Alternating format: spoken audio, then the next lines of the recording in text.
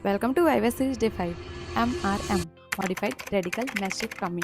Surgery viva का बहुत ज़्यादा इंपॉर्टेंट टॉपिक होता है एंड इसको डिटेल में देखने से पहले याद रखना इसमें कंप्लीट ब्रेस्ट को रिमूव करते हैं along with the lymph node level 1, 2 and 3 and इसमें जो पेक्टोरल्स मेजर मसल होता है उसको प्रिजर्व करते हैं। इस प्रोसीजर में सबसे पहले पेशेंट से कंसेंट लेना होता है जो कि रिटेन कंसेंट होता है एंड पेशेंट को कंप्लीट प्रोसीजर एंड कॉम्प्लिकेशन के बारे में इन्फॉर्म करना होता है। अब इसका इंडिकेशन क्या क्या है, तो ब्रेस्ट कैंसर की कंडीशन में पेशेंट जब ब्रेस्ट कंजर्वेशन सर्जरी नहीं करवाना चाहती तब वो एमआरएम को प्रीफर करती है।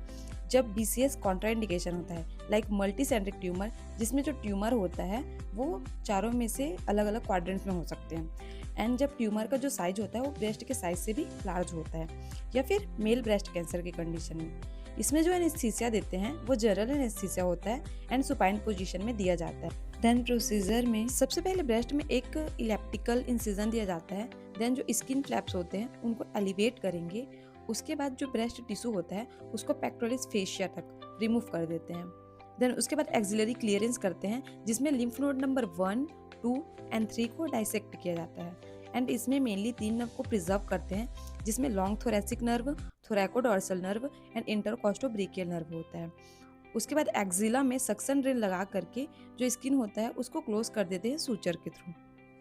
अब इसके कॉम्प्लिकेशन है मेनली 2 टाइप के होते हैं, early complication and let complication.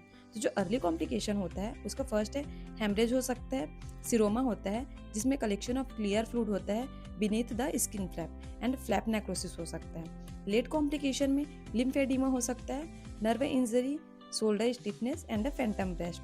सो अगर तुम्हें इसके नोट चाहिए तो कमेंट में एमआरएम लिख देना एंड नोट तुम्हारे डीएम आ जाएंगे एंड चैनल को फॉलो करें क्योंकि तुम्हारा वाइवा तो बढ़िया बनाना है।